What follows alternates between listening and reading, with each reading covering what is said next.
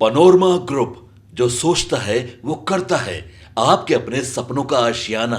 नमस्कार, मेरा नाम ज्ञानेश्वर है और आपने देखना शुरू किया है लाइव सिटीज। मेरे साथ दिल्ली से जुड़ रहे हैं देश के जाने माने सीनियर जर्नलिस्ट अजीत द्विवेदी जी। अजीत जी, साल 2025 में कुछ ही दिन बचे हैं। बिहार में सब कुछ हुआ, चुनाव भी हुआ और क्या घटनाक्रम हुए, किस तरीके से नीतीश कुमार ने 10वीं बार शपथ ली, यह हमने आपने पूरे बिहार ने, पूरे देश ने देखा। तेजस्वी यादव बिहार विधानसभा का चुनाव मतलब इंडिया अलायंस महागठबंधन हार गया। जनता ने उन्हें पसंद नहीं किया, यह कह सकते हैं, क्योंकि सीटें भी बहुत कम हो गई। लेकिन नेता प्रतिपक्ष हैं। अब जबकि नया साल 2026 आने में कुछ ही दिन बचे हैं, तेजस्वी यादव इस वक्त कहां हैं, इंडिया लौट आए हैं, नहीं लौट आए हैं, यह जानकारी मुझे नहीं है और उनकी पार्टी के नेताओं को भी नहीं है। इसको लेकर जेडीयू वाले, बीजेपी वाले मतलब एनडीए अलायंस के नेता तंज कस रहे हैं कि वह पार्ट टाइम लीडर है। तो देखिए, करारी हार के बाद यह सवाल तो पैदा हुआ कि आरजेडी का भविष्य क्या है। कहा जाने लगा कि तेजस्वी यादव रणछोड़ बन रहे हैं, लेकिन तेजस्वी यादव के समर्थकों को भरोसा है कि तेजस्वी यादव फिर से उठ खड़े होंगे और जो उनके हिमायती हैं, जो उनके पैरोकार हैं, उन्हें लगता है कोई ना कोई लॉन्चिंग पैड मिल जाएगा जहां से तेजस्वी यादव कमबैक कर सकते हैं। तो इन्हीं परिस्थितियों पर और देखिए, जो बिहार में चर्चाएं शुरू हुई हैं राज्यसभा चुनाव को लेकर, अगले साल मार्च महीने में राज्यसभा का चुनाव होगा, मार्च अप्रैल में, और 5 सीटें खाली हो रही हैं। देखिए, यदि तेजस्वी यादव ने कुछ नहीं किया, नेतृत्व अपना जाहिर नहीं किया, नेतृत्व शक्ति का प्रदर्शन नहीं किया, तो एनडीए चाहेगा कि सभी 5 सीटें हम हासिल कर लें और नुकसान सीधे तौर पर आरजेडी को होगा, क्योंकि अभी जो 5 राज्यसभा के सांसद हैं उनमें 2 आरजेडी के हैं, अमरेंद्रधारी सिंह और प्रेम गुप्ता। तो ऐसी स्थिति में सवाल यह पैदा होगा कि क्या तेजस्वी यादव इस चुनाव को लड़ने का साहस दिखाएंगे। लड़ने का साहस यदि उन्होंने दिखाया तो फिर से तेजस्वी यादव लाइमलाइट में आ सकते हैं, राजनीति की धुरी बन सकते हैं, बिहार में सत्ता को चुनौती दे सकते हैं, क्योंकि अंक गणित क्या कहता है, 5 सीटें खाली हो रही हैं और राज्यसभा की एक सीट जीतने के लिए 41 विधायकों की जरूरत होगी। एनडीए के पास सभी 5 सीटें जीतने के लिए 3 विधायक कम है। तो फिर महागठबंधन की स्थिति हम देखें तो आरजेडी के 25 विधायक, कांग्रेस के 6 विधायक, लेफ्ट के 3 विधायक और इंडियन इंक्लूसिव पार्टी मतलब आईपी गुप्ता की पार्टी के 1 विधायक, कुल 35 होते हैं। तो यदि तेजस्वी यादव साहस करते हैं तो 35 के आगे वह 41 तक पहुंच सकते हैं, क्योंकि ओवैसी की पार्टी के भी 5 विधायक हैं और बसपा के भी 1 है। तो तेजस्वी यादव को यही सिद्ध करना है और यही लिटमस टेस्ट भी है कि हमारे विधायक हमारे साथ है। पहले तो वह 35 की बात करे और फिर वह ओवैसी को भी सामने लाए कि क्या वह एनडीए को रोकने के लिए राज्यसभा के चुनाव में महागठबंधन के साथ होंगे या निर्विकार होकर, चुप रहकर वह एनडीए के पक्ष में हो जाएंगे। 5वीं सीट, तो सवाल यह पैदा होता है कि 6ठी सीट मतलब छठा उम्मीदवार, 6ठी सीट तो है नहीं, 6ठा उम्मीदवार यदि महागठबंधन दे, एनडीए तो 5 का 5 देने को तैयार ही बैठा है। अब 4 के अलावा 5वां कौन होगा, यह लॉटरी से भी निकल सकता है, क्योंकि वहां लड़ाई है एलजेपीआर में, वहां लड़ाई है आरएलएम में और वहां लड़ाई है हम में। लेकिन असली परीक्षा तेजस्वी यादव की है। यदि इस परीक्षा में वह शामिल होते हैं तो अपने विधायकों की एकजुटता को देख सकते हैं, कांग्रेस साथ में है कि नहीं, उनके विधायक लामबंद हैं कि नहीं, इसका तय कर सकते हैं। और आईपी गुप्ता, देखिए 41वें विधायक बसपा के सतीश यादव उर्फ पिंटू यादव भी हैं। यदि इनके 35, 5 ओवैसी के और सतीश यादव उर्फ पिंटू यादव बसपा के 41 हो जाते हैं तो 1 सीट महागठबंधन को मिल सकती है। उम्मीदवार कौन होगा मुझे नहीं पता, एडी सिंह होंगे, प्रेम गुप्ता होंगे या बालू वाले सुभाष यादव की चर्चा होती है। लेकिन यदि इस लड़ाई में तेजस्वी यादव उतरते हैं तो फिर से वह बिहार की राजनीति में चर्चा के केंद्र बन जाएंगे कि उन्होंने सीधे तौर पर नीतीश कुमार और अमित शाह की रणनीति को चुनौती दी है। आगे आपकी टिप्पणी अजीत जी। देखिए ज्ञानेश्वर जी, इसमें तेजस्वी यादव की राजनीति पर भी हम लोग चर्चा करेंगे। बहुत सारी बातें हैं करने के लिए, जहां से आपने शुरू किया था। लेकिन अभी जो राज्यसभा की चर्चा है, ये सबसे ज्यादा हो रही है।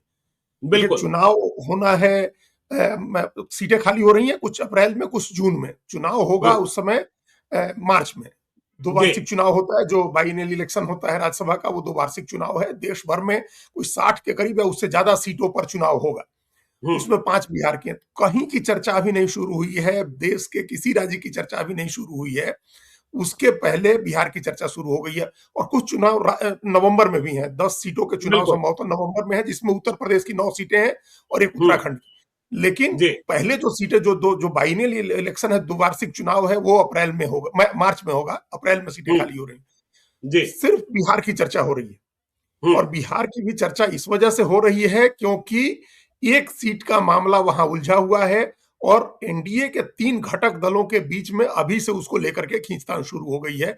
इसलिए वहां की चर्चा है। एक सीट झारखंड में भी उलझेगी, क्योंकि एक सीट, दोनों सीटें आप नंबर्स देखेंगे तो दोनों सीटें वहां जीतने की स्थिति में है। जेएमएम और कांग्रेस आरजेडी का जो महागठबंधन है, वो दोनों सीटें जीत जाएगा। उनको वहां 56 वोट की जरूरत है 2 सीटें जीतने के लिए, और उनके पास 55-54 अपना है, 54-55 अपना उनका हो जा रहा है। तो वो जीतने की स्थिति में है वहां की 2 सीटें भी। लेकिन एक सीट वहां भी फंसेगी और एक सीट बिहार में फंसेगी। अब इस राज्यसभा चुनाव के 2 पहलू हैं। एक पर हम लोग का फोकस है, तेजस्वी यादव क्या करते हैं।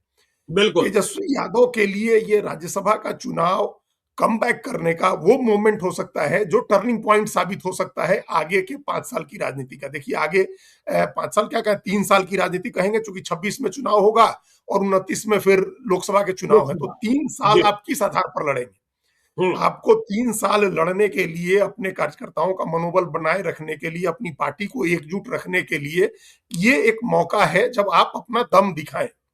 बिल्कुल, जितनी तेजी से तेजस्वी यादव नेता प्रतिपक्ष बने थे ज्ञानेश्वर जी, हम तो कहीं नहीं देखे। चुनाव खत्म हुआ नहीं, हार जीत की समीक्षा के पहले ही उन्होंने अपने को नेता प्रतिपक्ष चुनवा लिया। तो नेता प्रतिपक्ष के तौर पर आपको जो काम करना है, वो काम करते हुए भी आपको दिखना होगा। और आपको पहला काम यह है कि राज्यसभा का चुनाव आ रहा है, उसमें आप चैलेंज करिए अपने विधायकों के दम पर। अपोजिशन, महागठबंधन भले 35 है, लेकिन ओवरऑल अपोजिशन तो 41 सीट का है ना। वो ऐसी भी अपोजिशन में ही बैठ रहे हैं और बसपा भी अपोजिशन में है। तो ओवरऑल जो अपोजिशन का स्ट्रेंथ है वो 41 का है, और 41 ही वोट चाहिए है एक सीट जीतने के लिए। तो आपको सिर्फ अपोजिशन को एकजुट करना है। अगर आप अपोजिशन के 41 एमएलए को एकजुट रखने में कामयाब हो जाते हैं, अपने 25 को, कांग्रेस के 6 को, लेफ्ट के 3 को और आईपी गुप्ता को, ओवैसी के 5 को और बसपा के 1 को, ये 41 अपोजिशन के विधायक हैं। इनको अगर आप एकजुट रखने में कामयाब हो जाते हैं तो आप एक सीट जीत जाएंगे। तो ये प्रयास करेंगे। और इसको एकजुट रखने में आपको 2-3 चीजों का ध्यान रखना है कि आपको कैंडिडेट सिलेक्शन करना है। कैंडिडेट कैसा होगा जिस पर बाकी सब लोगों का भी भरोसा बन जाए। ये लोग मान के चले। बहुत सारे लोग तो पहले घबरा जाते हैं कि अब बीजेपी को कैसे हरा पाएंगे, हमारा ही नहीं पाएंगे। तो कैंडिडेट ऐसा हो जो आपको भरोसा दिला सके। आपने 3 लोगों के नाम लिए हैं, उसमें मतलब डिडक्शन की थ्योरी से चले तो हमको लगता है कि अमरेंद्रधारी सिंह के लिए चांसेस कम है, क्योंकि उनसे दूरी बहुत बढ़ गई थी बीच में। आप भी जानते हैं, वो इधर उधर सब कई बातें उनकी थी आलोचनात्मक, जिसके बारे में जानते हैं वो तेजस्वी यादव उनको नहीं बनाएंगे। और उनको बनाने में उनको ये भी है कि कई वोट इधर उधर हो सकते हैं। इस लिहाज से अच्छा, प्रेम गुप्ता का हमको लग रहा है कि सबसे संभावित उम्मीदवार वो हो, क्योंकि वो उनका लंबा अनुभव हो गया, बिहार झारखंड दोनों जगह रह चुके हैं, सभी पार्टियों में उनके अच्छे संबंध हैं, परिवार के लिए भी वो भरोसे के आदमी है। ये बात सब आदमी कहेगा कि भरोसे के आदमी है।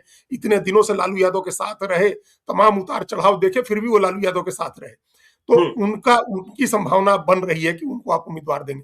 3 नाम आपने लिए, तीनों साधन संपन्न लोग हैं, तीनों लड़ने में सक्षम लोग हैं। धनबल होना आवश्यक है इस चुनाव में, बहुत ही आवश्यक है, बहुत ही आवश्यक है। क्योंकि आपको अपने लोगों को भी एकजुट रखने के लिए उनको उनके सामने कुछ प्रलोभन आपको देना होगा। हम नहीं कह रहे कि पैसे का ही प्रलोभन है, राजनीति में बहुत तरह के प्रलोभन होते हैं, वो आपको अपने लोगों को भी एकजुट रखने के लिए एक प्रलोभन देना होगा। ये भी प्रलोभन है कि आप एकजुट रहिए मजबूती से, अगर हम लोग राज्यसभा जीत गए तो हम आपकी राजनीति जिंदा रहेगी। तो इस तरह के बहुत सारी चीजें हैं करने में, जो आपके पहला चरण यही है कि प्रत्येक वोटर फूफा बना रहेगा इस चुनाव में। हाँ, यदि महागठबंधन अपना उम्मीदवार उतारता है तो फिर उनका पैर पूजन भी करना होगा, करना पड़ेगा ना, चूंकि दूसरी तरफ से भी किया जाएगा। दूसरी तरफ 3 वोट कम हो रहे हैं, तो इधर परफेक्ट नंबर से एकदम उतना ही है जितना चाहिए आपको, 41। तो कैंडिडेट, पहला सिलेक्शन है कैंडिडेट का, कि कैंडिडेट का आप सिलेक्शन करें और उस कैंडिडेट के साथ मिल करके आप इंडिविजुअली हर आदमी को अप्रोच करें, उनको समझाएं, उनको राजनीति में नफा नुकसान बताएं कि हम लोग के एकजुट रहने का क्या फायदा है। जो आज बटेंगे तो बिखरेंगे कह रहे हैं उद्धव ठाकरे या योगी आदित्यनाथ कह रहे हैं कि बटेंगे तो कटेंगे, तो आपको बटेंगे तो समाप्त हो जाएंगे, ये बात समझाना होगा तेजस्वी यादव को, तमाम सहयोगी पार्टियों को। कांग्रेस जिसके 6 लोग रह गए हैं, लेफ्ट जिसके 16 थे पहले, 3 रह गए हैं, तो इन सब लोगों को भी समझाना पड़ेगा कि भाई हम लोग को साथ रह के लड़ने का क्या फायदा है। तो अब कैंडिडेट सिलेक्शन, सबको साथ लेकर के चलने की, और जो दूसरे संसाधनों की जरूरत है सबके पैर पूजन के लिए, वो ये 3 चीजें इनको इधर से करना है। ये तो क्या है कि इससे साबित होगा जो आपने कहा कि आप लड़ने का जज्बा आप में बचा हुआ है 25 सीट पर आने के बाद। यहां उनके लिए सिल्वर लाइनिंग हम क्या देख रहे हैं ज्ञानेश्वर जी? सिल्वर लाइनिंग ये है कि एनडीए में भी घर ठीक नहीं लग रहा है। बिल्कुल नहीं लग रहा है। तो वहां भी जो जो झगड़े हैं या महत्वाकांक्षा है, बनने की चाहत है, जो हम लोग कल एक डिस्कस कर चुके हैं कि जीतन राम मांझी का दावा है 1 सीट का, वो दावा सीरियस नहीं है, वो प्रेशर बनाने के लिए ही है, लेकिन एक दावा है। उपेंद्र कुशवाहा का दावा है कि हमारी सीट है, हमको रिपीट करने के लिए कहा गया था, पिछली बार भी हमारे साथ अन्याय हुआ कि 4 साल के बदले 2 साल का मिल गया। तो वो जीतन राम मांझी, उपेंद्र कुशवाहा, चिराग पासवान के अपने 19 एमएलए हैं, उनको लग रहा है कि भाई 2 सीटें 41-41 अगर चाहिए है तो 85 में से 41-41, 82 विधायक चले गए, जेडीयू के 2 सीटें उनको अपने दम पर मिल गई। 89 में से 82 से 2 सीटें अपनी मिल गई बीजेपी को। अब बीजेपी की बचती है 7 सीट और जेडीयू की बचती 7 विधायक बचते हैं। हाँ, 7 विधायक उनके बचते हैं और इनके बचते हैं 3 विधायक। तो दोनों के मिला के 10 विधायक का स्ट्रेंथ है और अकेले उनका 19 का स्ट्रेंथ है। तो उनका जो स्ट्रेंथ है उसके हिसाब से उनकी 1 सीट की दावेदारी बनती है ईमानदारी से, जो उनको मिलना चाहिए। लेकिन अगर उनको मिलता है, अगर उनको सीट मिलती है, अच्छा दूसरा क्या, एक बात, राज्यसभा के चुनाव तो हम लोग इतने वर्षों से देख रहे हैं, हमेशा अब जैसे 41 की जरूरत है तो कोई आदमी 41 के भरोसे नहीं रहता है। एक आध सीट ज्यादा दिया जाता है, एक आध सीट ज्यादा, एक आध वोट ज्यादा अलॉट किए जाते हैं हर कैंडिडेट को, क्योंकि किसी का कहीं अवैध घोषित हो जाए, किसी का कुछ गलत हो जाए, कोई कंफ्यूजन नहीं रहे, इसलिए हर आदमी एक एक सीट ज्यादा अलॉट करता है। अब मान लीजिए कि एक एक वोट ज्यादा अलॉट करता है। मान लीजिए कि अपना 85 में से नीतीश कुमार ने 85 वोट अपने ही 2 लोगों के अलॉट कर दिए और बीजेपी ने भी अपने 89 में से 82 के बदले 84 या 85 अपने ही 2 लोगों को अलॉट कर दिए। नितिन नवीन जैसे उम्मीदवार होंगे, फिर तो ज्यादा ही करना होगा ना, फिर तो आप 41 करेंगे नहीं, फिर तो 42-43 वोट आपको अलॉट करना होगा। तो ये हम लोग मान के चले कि इधर से वोट कम ही खाली होना है। जेडीयू बीजेपी के तरफ से अगर जरूरत पड़ी तो सेकंड प्रेफरेंस का वोट होगा, जो मिल जाएगा 5वें कैंडिडेट को। फर्स्ट प्रेफरेंस के वोट में जेडीयू बीजेपी से कम ही वोट खाली में स्पेयर बचेंगे, 1-2 बच्चे तो अलग बात है। तो उनको जीतना है अपने 19 वोट पर, और जो दूसरे लोगों के 8 वोट हैं, वो जो जीतन राम मांझी और उपेंद्र कुशवाहा के वोट है, 8 वोट वो हैं, तो 27 होंगे। फिर भी उसके बाद आपको वोट की जरूरत होगी। बिल्कुल। तो वो वोट का इंतजाम कहां से होगा? अगर 5वां कैंडिडेट आता है एनडीए का, तो उस वोट का जुगाड़ करने की उधर से कोशिश करेंगे लोग, और इधर अगर आप होल्ड करके रख लेते हैं अपना 41 वोट, तो उधर उनका 5वां उम्मीदवार हार जाएगा। जी बिल्कुल। तो बिल्कुल ये सिल्वर लाइनिंग हम बता रहे हैं कि तेजस्वी यादव के लिए एक सिल्वर लाइनिंग ये है कि आप उन लोगों के फूट का, झगड़े का, मान लीजिए चिराग पासवान को जीतन राम मांझी का आदमी कैसे वोट देगा? दोनों के बीच इतने झगड़े हैं और वैचारिक झगड़ा है, आरक्षण को लेकर के झगड़ा है, आरक्षण के भीतर आरक्षण को लेकर के झगड़ा है। जीतन राम मांझी की बहू के लिए कैंपेन करने नहीं गए थे बाई इलेक्शन में, वो सब हम लोगों ने देखा था। तो दोनों के बीच के जो झगड़े हैं, अच्छा इसमें कोई व्हिप जारी नहीं होता है और वोट होता है गुप्त तरीके से। तो आप इसमें जो है, आप कैसे पिन पॉइंट करेंगे कि कौन वोट दिया कौन नहीं दिया, कह और देंगे कि उपेंद्र हमने कुशवाहा दिया। को ही देख लीजिए ना, उपेंद्र कुशवाहा का ही यदि सवाल है, यदि उन्हें उम्मीदवार बनाया जाता है तो वोट कहां से आएंगे? उनके ही 3 विधायक उनसे नाराज चल रहे हैं। जब इस नाराज कार्यक्रम है। को हम लोग हाँ, रिकॉर्ड कर रहे हैं तो अभी हमने एक इंटरव्यू सुना रामेश्वर महतो का, जो उनके विधायक हैं, बाजपट्टी से जीते हुए हैं, सीतामढ़ी से। हमारे ही पुराने साथी सौरभ राज ने दिल्ली में इंटरव्यू किया है। उन्होंने साफ तौर पर कहा कि नाराजगी है, हमें अपने नेता से नाराजगी है, यह बात उन्होंने स्वीकारी है। तो वहां भी 3 विधायक छटपटा रहे हैं। और देखिए, तेजस्वी यादव यदि लड़ने का साहस करते हैं तो यह उसका भी जवाब होगा जो जेडीयू और बीजेपी के नेता कह रहे हैं कि आरजेडी के 18 विधायक हमारे संपर्क में हैं। बिल्कुल। ये भी प्रूव करना है ना, वो आपने पहले अपने ओपनिंग रिमार्क्स में ही कहा कि उनको ये भी देखना है कि अपना 25, कांग्रेस का 6, ये सब एकजुट हैं कि नहीं, ये भी प्रूव करना है आपको। बिल्कुल, अभी तो ये बिल्कुल। चर्चा हो रही है भाई, एक आदमी को तो सुने कि जेडीयू के एक नेता ने कहा कि 25 के 25 लोग हमारे संपर्क में है, मतलब वो कह रहे थे कि तेजस्वी यादव भी उनके संपर्क में है। तो 25 के 25 कह रहे थे, तो 18 की चर्चा तो हो ही रही है। तो ये भी प्रूव करना है। और सिल्वर लाइनिंग ये है कि उस उधर के मुकाबले इधर ज्यादा झगड़ा हो गया, वहां तीनों लोगों की दावेदारी है। और जी। तीनों लोगों में वैचारिक अंतर भी है, मतभेद भी है कि मान लीजिए कि उपेंद्र कुशवाहा भी कि उनके चारों लोग एकजुट होकर के वोट करेंगे कि नहीं करेंगे। चिराग पासवान का कैंडिडेट होता है तो जीतन राम मांझी के लोग वोट करेंगे कि नहीं करेंगे उनको। बीजेपी उनके लिए कितना दम लगाएगी। और जेडीयू चिराग पासवान के संबंध भी कोई बहुत अच्छे नहीं है, वो हम लोग कल भी चर्चा कर रहे थे। जेडीयू पर कैसे अगर उनके उनके उनका 2 ही वोट स्पेयर बचता है तो वो कैसे मिलेगा, वो देगा उनको, ये कौन इंश्योर करेगा। बीजेपी को अपने हाथ में कमान लेनी होगी कि बीजेपी कमान ले, और बीजेपी अपनी तरफ से कमान लेकर के और इंश्योर करे कि 5वां कैंडिडेट एलजेपी का होगा तो वो जीते। अपना बीजेपी का होता तब इतनी समस्या नहीं होती, फिर तो जीतन राम मांझी भी देते, उपेंद्र कुशवाहा के भी लोग देते, चिराग पासवान के भी लोग देते। लेकिन चूंकि चिराग पासवान के इतने वोट हैं और इनके वोट नहीं बच रहे हैं तो उन्हीं का कैंडिडेट होगा। अब इस सिल्वर लाइनिंग के बीच जो तेजस्वी यादव के सिल्वर लाइनिंग हम बता रहे थे, उसमें एक पेच है, खटका है ज्ञानेश्वर जी। जो खटका ये है, जो चर्चा हम लोग कल भी कर रहे थे कि चिराग पासवान अब्दुल खालिक को उम्मीदवार बना सकते हैं। बिल्कुल, तो वो उनके पिता के बड़े पुराने सहयोगी हैं, बहुत पुराने सहयोगी हैं। मतलब हम लोग जब से, आप भी जब से जा रहे होंगे दिल्ली में, तो रामविलास पासवान जी के यहाँ वो अब्दुल खालिक दिखते थे।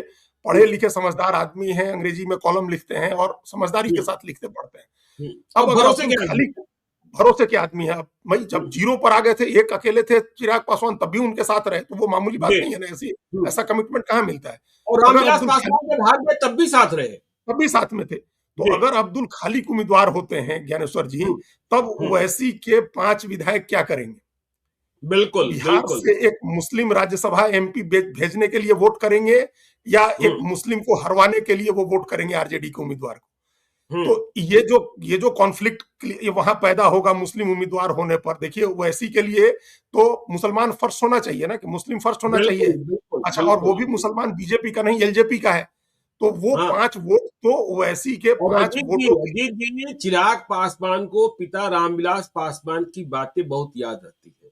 देखिए, उन्होंने 29 सीटें हासिल की एनडीए के भीतर, और क्या कहा मेरे पिता ने 2005 ही ना, 2005।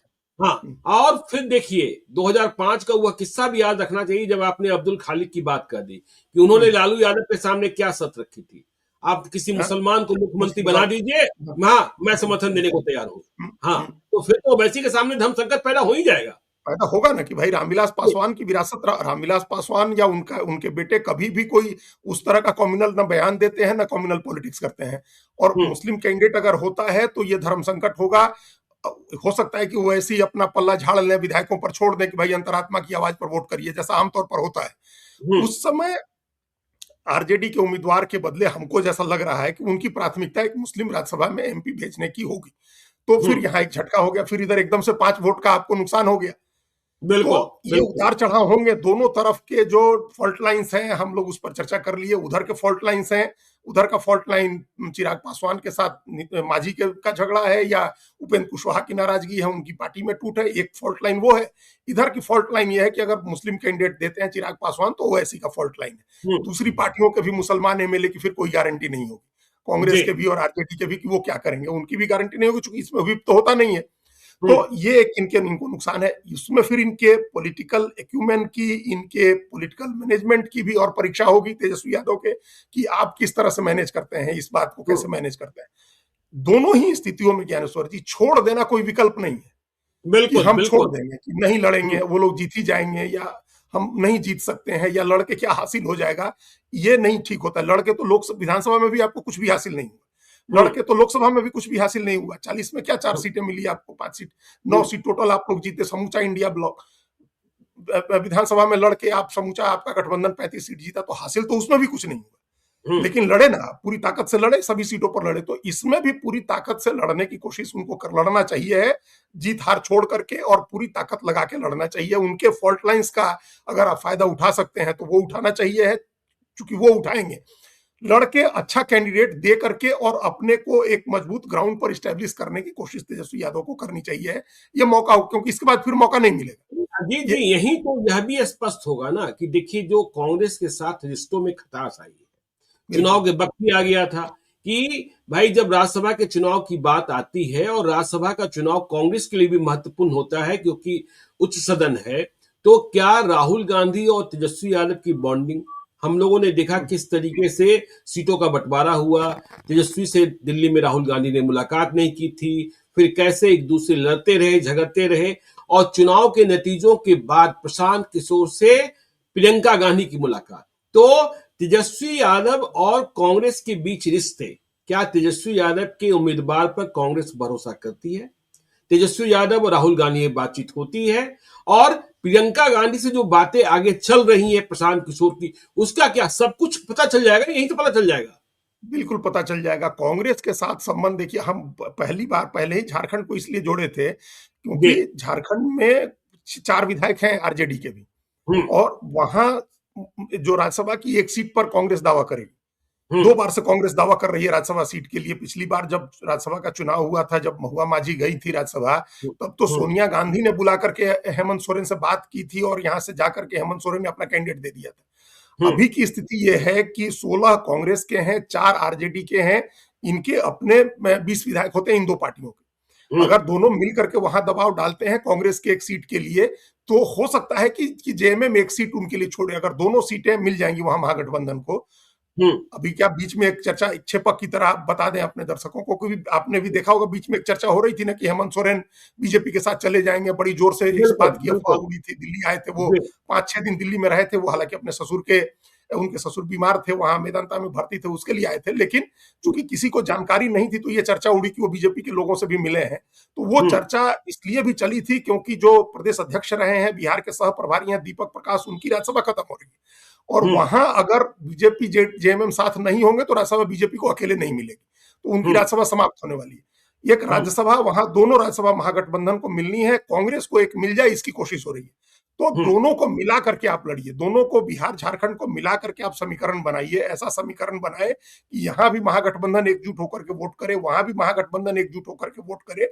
और हम्म एक एक सीट कांग्रेस के लिए ज्यादा इंपॉर्टेंट इसलिए हो गई है ज्ञानेश्वर जी, उसके पास 27 ही एमपी हैं उच्च सदन में, राज्यसभा में। अगर हम्म जरा सी भी ऊपर नीचे हुई, 24 तक आए, तो पता चला कि वहां नेता प्रतिपक्ष का पद गंवा देंगे जो मल्लिकार्जुन खड़गे के पास है। तो वहां बिल्कुल। उनकी कोशिश हमेशा है कि 26-27 सीटें उनकी बनी रहे, वो बनी रहेंगी इस बार, चूंकि कर्नाटक से सीटें उनको मिल रही हैं, और राजस्थान में भी ज्यादा नुकसान नहीं हो रहा है, तेलंगाना से भी 2 हम्म सीटें आ जाएंगी। लेकिन वो झारखंड से एक एडिशनल सीट उनको मिल सकती है।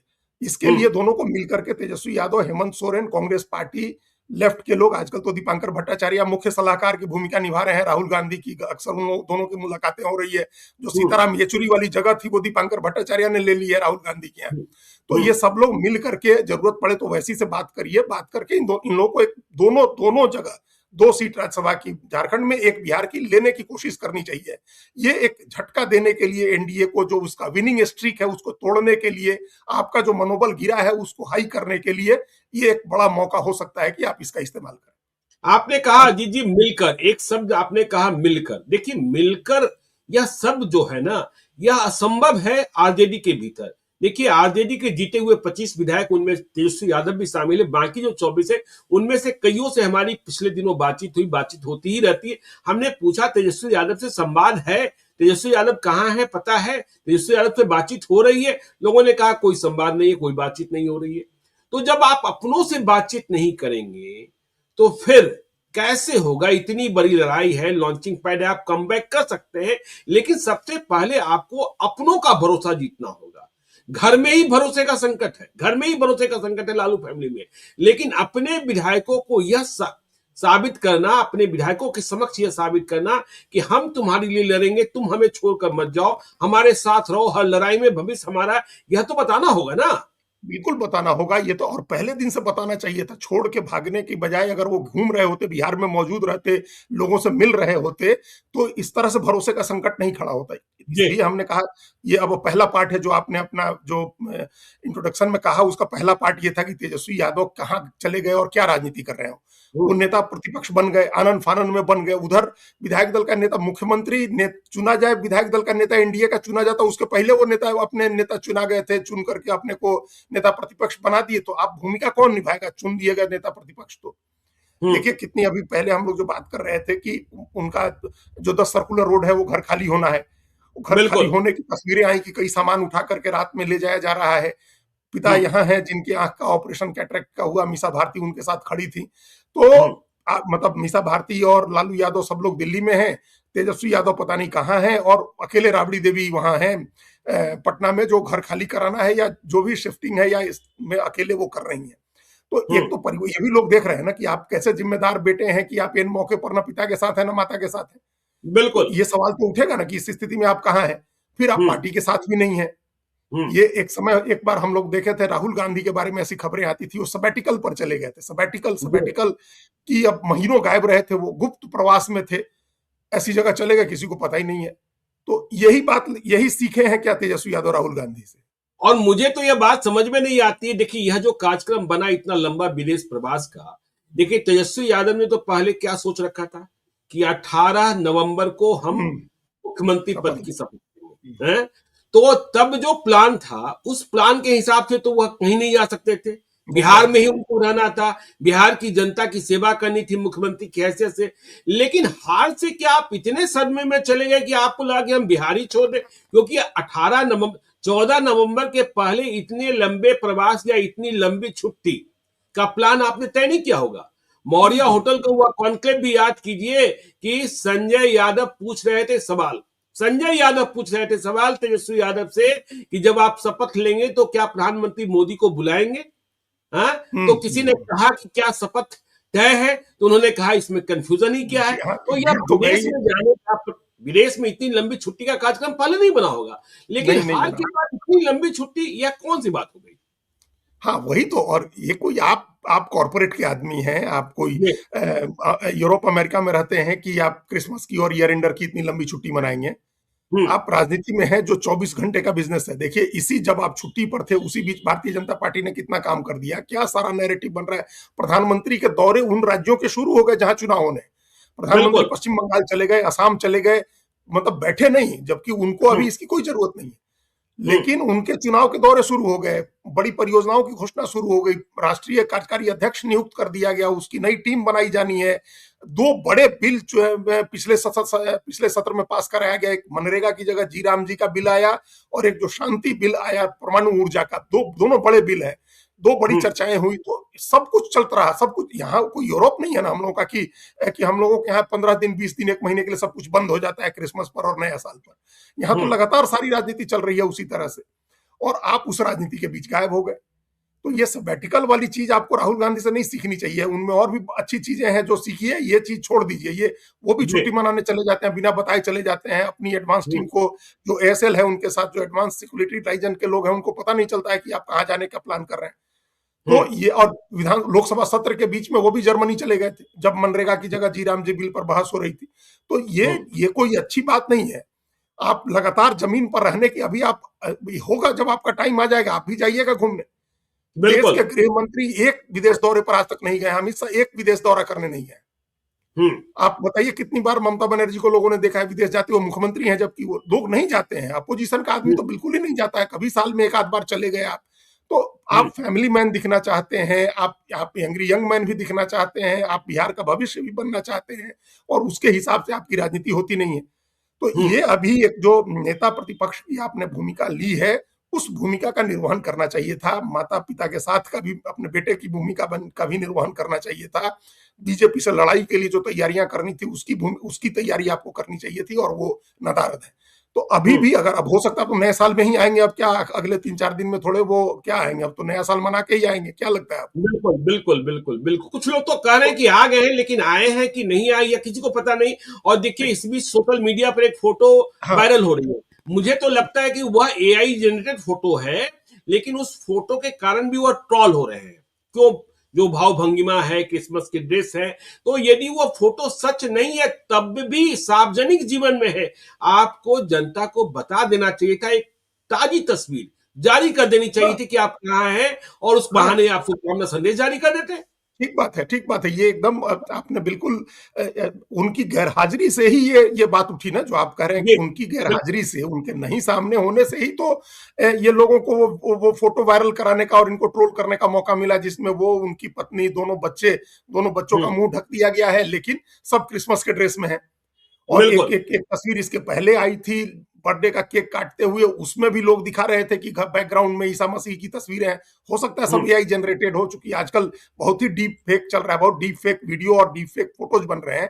लेकिन हुँ, आपको तो सामने रहे, आप जब सामने रहेंगे, लोगों से इंटरेक्ट करते रहेंगे, अपनी पॉलिटिक्स करते रहेंगे, तो किसी को इस तरह के काम करने का मौका नहीं मिलेगा। तो मौका बिल्कुल, तो आप ही बिल्कुल। दे रहे हैं। आप गायब हो गए, जी, क्रिसमस के मौके पर गायब है, न्यू ईयर के मौके पर गायब है, तो लोगों को इस तरह से फर्जी चीजें फैलाने का भी मौका मिल जाएगा, अगर ये हुँ, फर्जी है तो।